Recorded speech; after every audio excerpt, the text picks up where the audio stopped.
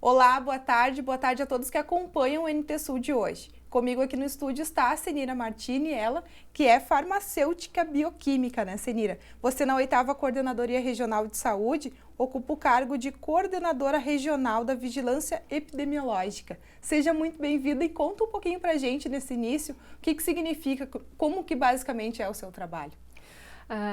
Na 8ª, a gente faz o monitoramento e acompanhamento de doenças, agravos e eventos de saúde pública de notificação compulsória, que é estabelecida por portaria do Ministério da Saúde, de 12 municípios que compõem a nossa regional.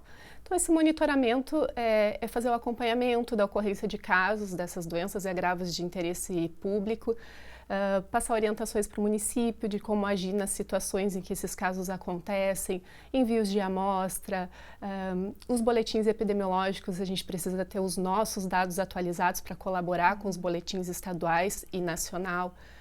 Basicamente é isso. Obrigada é um monitoramento. Verdade. Obrigada por atender o nosso convite para hoje falar um pouquinho aqui de sarampo, né? Infelizmente é uma doença que está em surto no Brasil. A gente já tem aí 15 casos confirmados e 20 sendo investigados.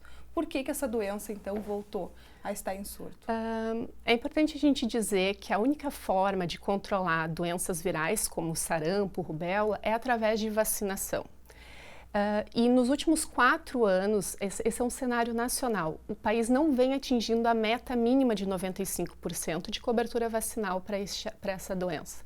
Então, a gente atribui às baixas coberturas o retorno da circulação viral. Quando a gente tem uma população suscetível de não vacinado e de uma geração jovem que nunca entrou em contato com um vírus como o do sarampo, a gente tende a ter essa probabilidade maior de entrada de um vírus e a circulação do mesmo.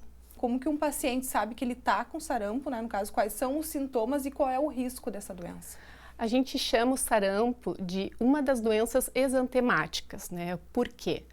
Um paciente, para atender o critério de suspeito para o Ministério da Saúde, ele vai apresentar exantema, que são as populares manchas vermelhas. Febre, é uma doença viral aguda, febril, e um dos sintomas que complementam essa tríade, que é coriza, secreção nasal, conjuntivite e tosse.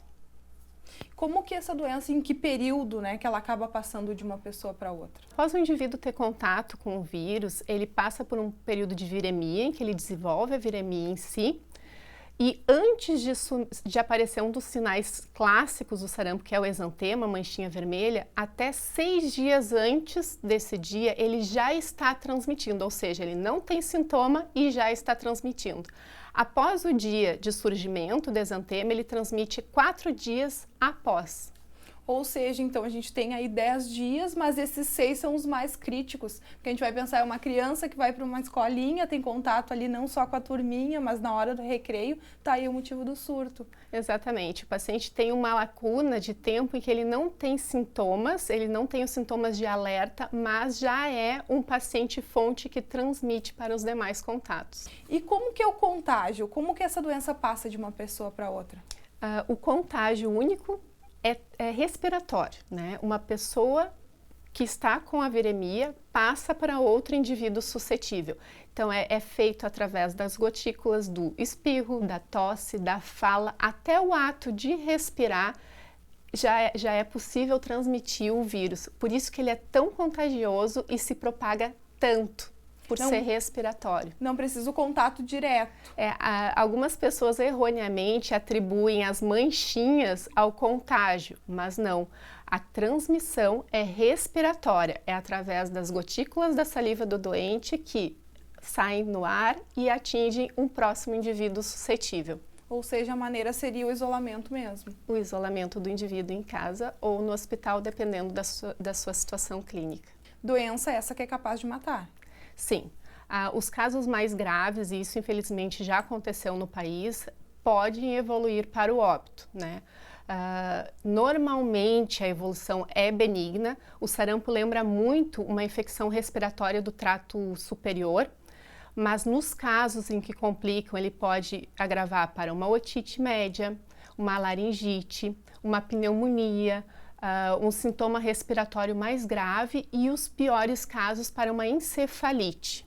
campanha se iniciou agora em outubro, com o foco em crianças, e depois, para o próximo grupo, que também é de interesse nacional, fazer a imunização os adultos jovens. Não que as demais pessoas não tenham risco. Perfeitamente. Assim como essas outras pessoas que devem se vacinar agora, o foco não são elas, mas se elas não têm certeza que tem a vacina, a gente chama ela de tríplice viral, porque ela protege para sarampo, rubéola e cachumba. As pessoas que não têm certeza, mas pertencem ao grupo que o Ministério preconiza a vacinação, devem procurar uma unidade de saúde com a sua carteira vacinal para que o profissional de saúde faça essa revisão e veja se é necessário fazer algum reforço ou se ela não tem nenhuma dose registrada e precisa fazer a sua primeira dose. E se a pessoa ela não tem a carteira de vacinação ou mesmo perdeu, o que ela faz? Quando o paciente não tem um registro oficial, a gente considera ele não vacinado.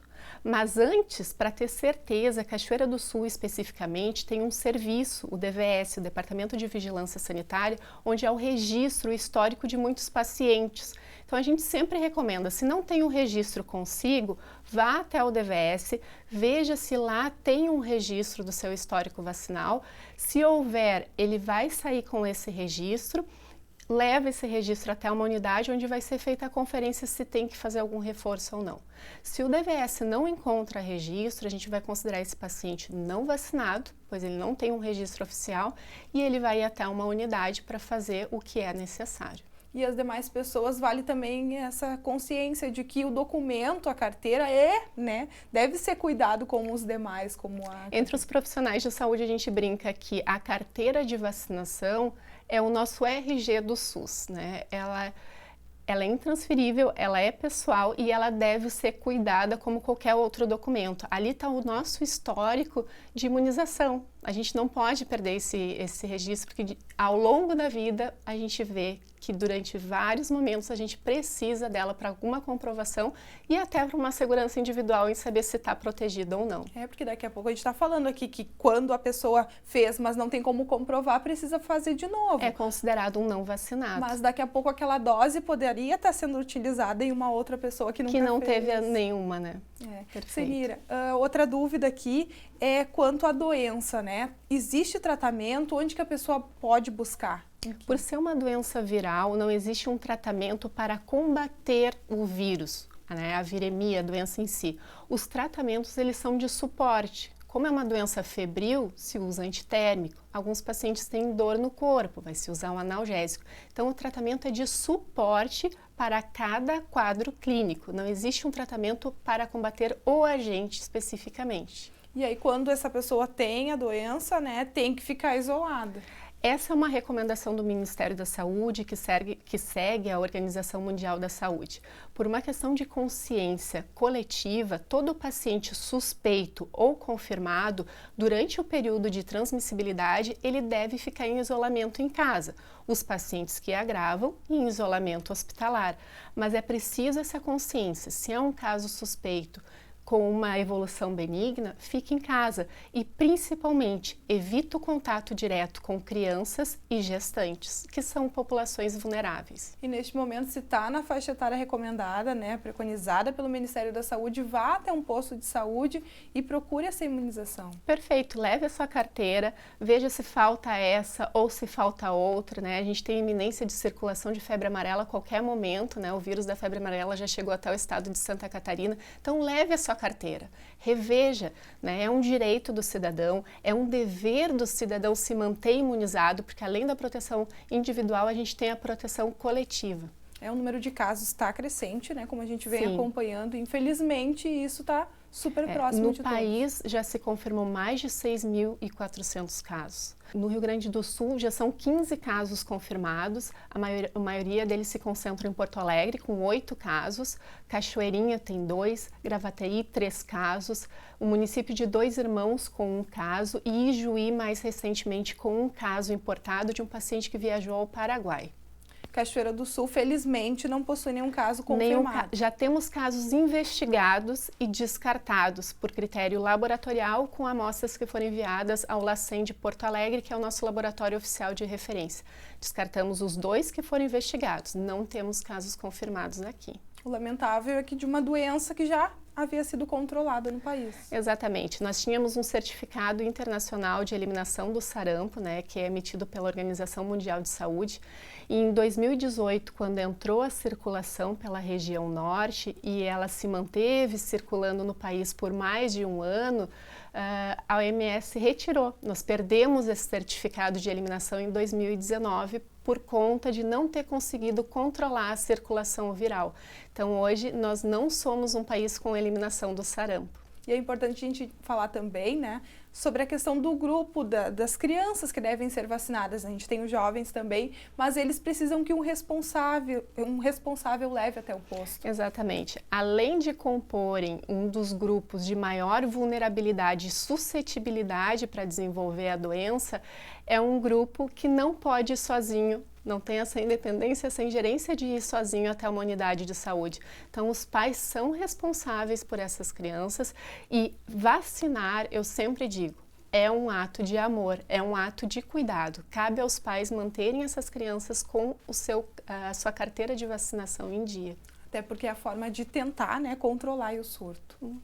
Senira, quero agradecer a tua participação aqui para esclarecer tantas dúvidas. Muitas delas chegaram por as nossas redes sociais. Muito obrigada. Imagina.